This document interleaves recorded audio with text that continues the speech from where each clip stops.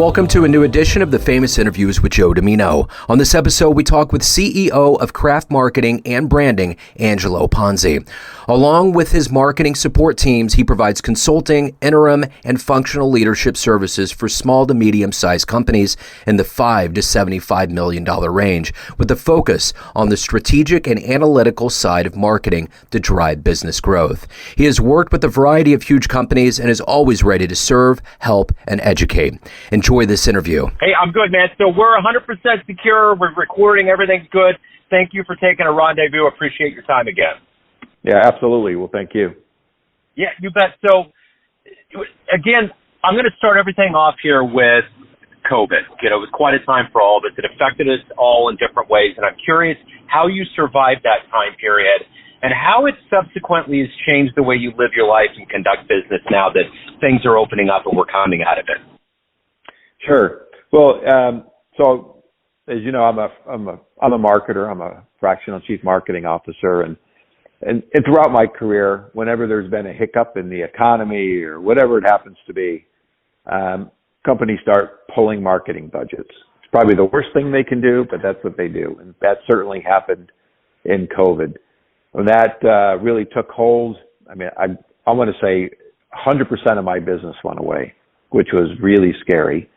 And so I recognized pretty quickly that we all didn't know what this was, and it was going to take some time. So I really turned my attention back to developing content and advice and becoming more of a consultant or a coach in a sense of how to deliver information to help companies figure out how to weather this. You know, what was really happening, what they should be doing as far from a marketing investment standpoint. There's a lot of history, mostly about recessions, but a lot of history about companies that pulled their budgets and then compared to companies that did not, and what happened when the recession was over. So I make the assumption that this was the same kind of pattern that was going to happen with COVID. So I literally put 100% of my time into education, into seminars and webinars, things that I could do, frankly, from home, a lot of article writing. And I started feeling in around July, this started to resonate with some people. And I was now getting inbound calls to want to understand a little bit more. And I would say around the end of July, I saw a piece of business come back. And then that kind of continued on and on and on. And so it's been great, you know, as we kind of move into the subsequent years.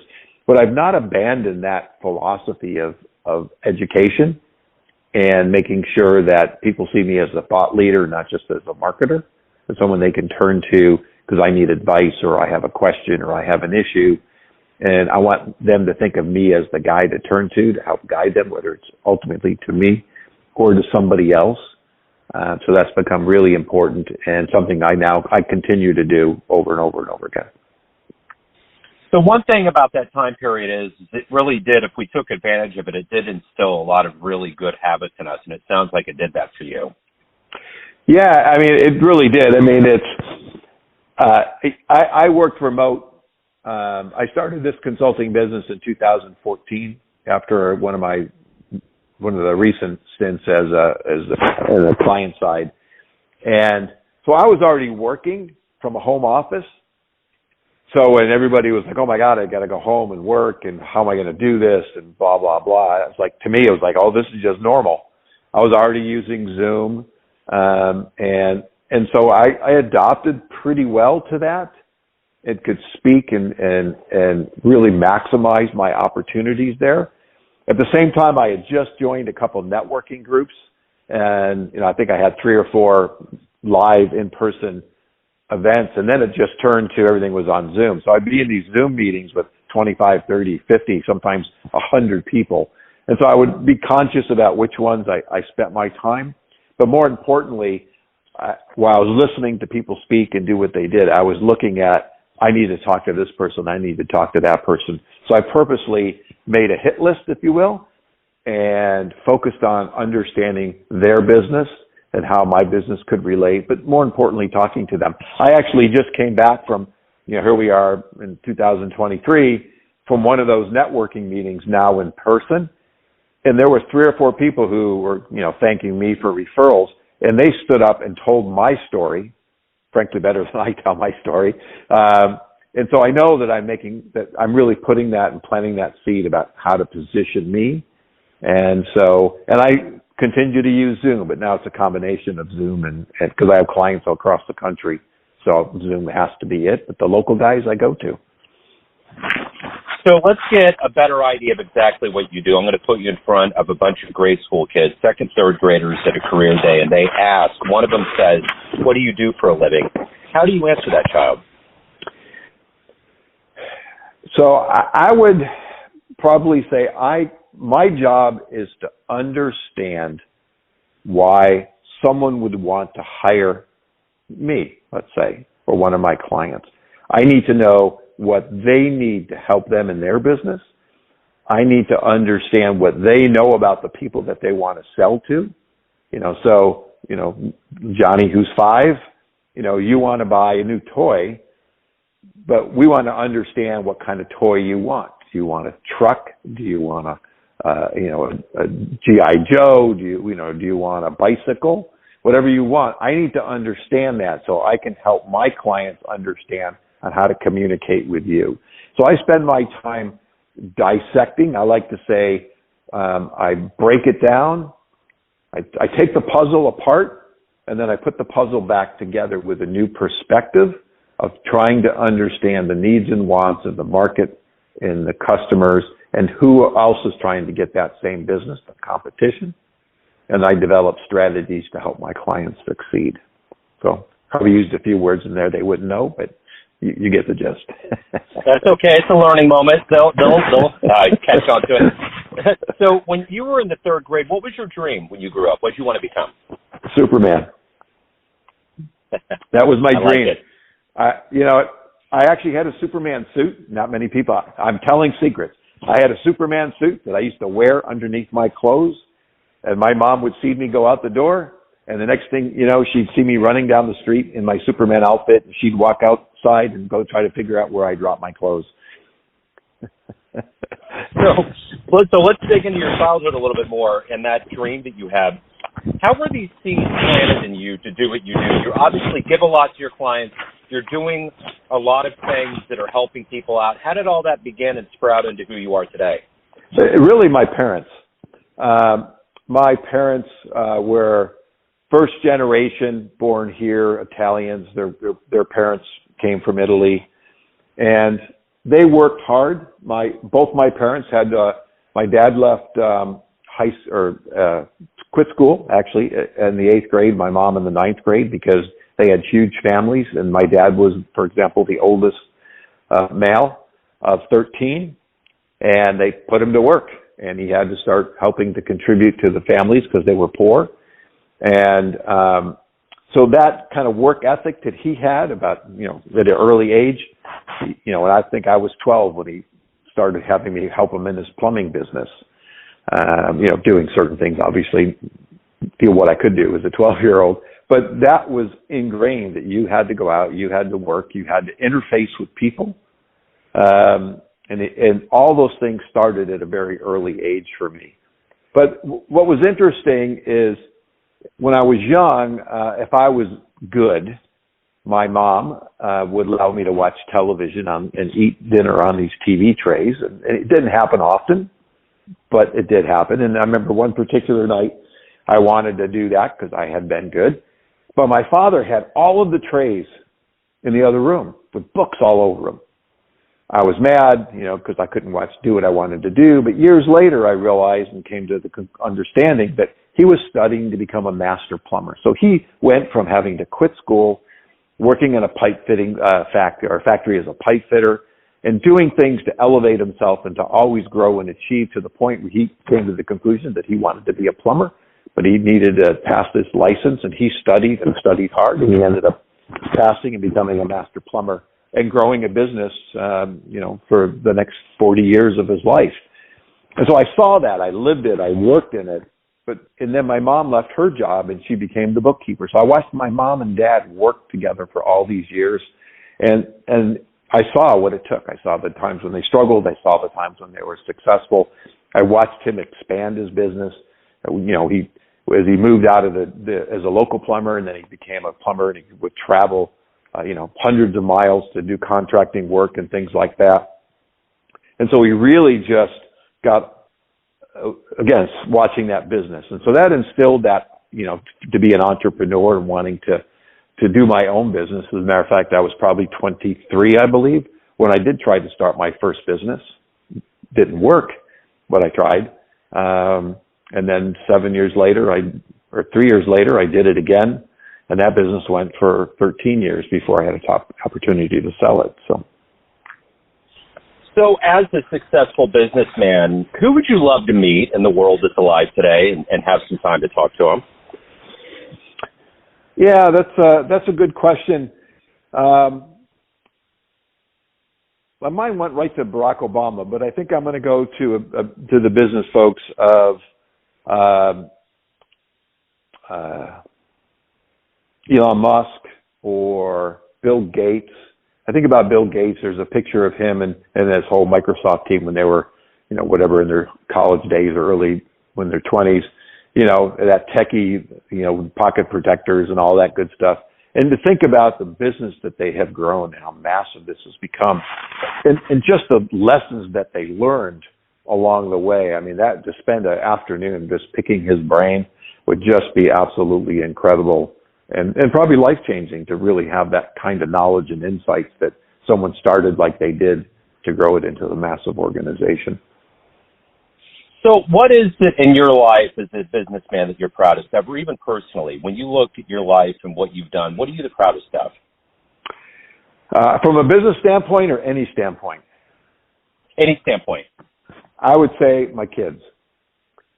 Because I live in, Southern California, and, there's a lot of, I instilled in my kids the upbringing that I had from the East Coast. Making sure they understood that it just wasn't a free ride, that someday they would always have to earn and do things on their own. And so encouraging them to, be entrepreneurs, to understand whether you're working for somebody or not, how to drive and be successful and the things you need to do to get to that next level. But also along the way to be kind to people and to understand that, one day you're going to manage people. I have one of my sons indirectly manages like 300 people. Okay. You have to have, a certain mental capacity in a sense to deal with all that stuff that's going to come at you, when you're dealing with people. And so that's probably one of the most proudest things I am, that I've got successful, kind, and children that frankly like to hang out with their parents and will call and be communicative and understand that we're part of their lives. And so that's what I'm most proud of. So what's been one of the best client responses, fan letters you ever received in your life? I've had some good ones, but there was a startup that I worked with about 5 years ago. And he was starting a business in this new streaming world, if you will, the Netflix of the world. And he was creating a piece of software that would be in that world. We're on Netflix or something, would use that software. And they brought me in to help with their marketing plans and their strategies, which I did, and worked with them for about a year. And then got them where they needed to be, and then I moved on. But I ran into him about 6 months ago, and he came over to the group I was talking to, and he basically started singing my praises, if you will, and complimented me and wanted me to know that the strategies I created 5 years ago, they actually continued to execute those and still do today. And his business, and again, I'll take a little credit for it, but his business, actually, the software is incredible. But the business has really blown up, and they, went from having, three people or 4 people working in it now to have a pretty significant employee staff, a lot of great contracts. And he points to me and says, you helped guide us and give us the direction of how to market this and what vertical markets we should chase. So I thought that was incredible, because a lot of times, circling back 5, 6, 7 years later, you don't necessarily hear some of that. But I have over the years, and have quite a few of those testimonials frankly on my website. So everyone out there has a perception of you, an idea of who they think you are, your family, your friends, your clients, colleagues, but ultimately you live your life. What's your perception of you? Who do you think you are? I think I'm that person that I just described about my kids. That I was told years ago when I first started off, and I was thanking one of my earlier bosses for all the help he gave me. And he said, here's how you repay me in life. Someday you'll be that. You'll be me. You'll be able to play it forward. You'll be able to help people, give advice, and especially newcomers coming into the marketplace. And so to me, it's about understanding that, I've been able to gain a lot of knowledge over the years, and having worked on the client side and the agency side and the consulting side, literally semiconductor companies all the way to ice cream. And so I like giving back. For me, standing in front of a group, I just made a presentation to a group of college students at one of the universities here that were doing a business competition, and I went and presented and spent my time giving them the marketing lectures. I've taught at one of the universities here, University of Irvine. And so for me, it's about making sure that I'm always present and available, whether it's for somebody needing a question answered or whether it's for a client, and understanding that it's not about the money. And money helps, but it's not about the money. It's about getting those results and knowing that I can stand and, like with this guy that talked to me, years later say, it was because of you that helped us in this direction. And, thank you for that. And thank you for that advice. So again, that's me. I want people to look at me as a kind, considerate, and caring individual. Well, Angelo, I certainly know that myself. Just so everyone realizes, we had an interview that unfortunately did not go to tape, and you were gracious enough to give me a repeat. I really appreciate that. Before we get off, I wanted to thank you for that, make sure everybody knows what kind of character you have that I've seen firsthand, to give me that chance again. And also, I want everybody to know if they want to hire you, learn more about you, what you do, where on the web is the best place for them to go? Well, certainly LinkedIn. If they go to LinkedIn, I actually publish a newsletter, advice, information every 2 weeks. But certainly on LinkedIn, I'm happy to connect with anybody. And my website is called Craft, CRAFT, marketingandbranding.com. And there's videos there, there's resources, all sorts of information that they can get a hold of. And certainly, again, I'm always open to talking to anyone who needs some marketing advice. Wonderful. Angelo, this has been great, man. Thank you for opening up. Thank you for giving us a part of your world. Good luck with everything. Thank you so much. I really appreciate the opportunity and to spend time with your listeners. Thanks for tuning in to another famous interview with Joe Dimino, where we cover the world of art, literature, spirituality, business, and more from around the globe. If you want to hear more interviews, visit the Famous Interviews with Joe Dimino channel on YouTube. Find us on Spotify and Apple Podcasts. Thanks again for listening, and until next time.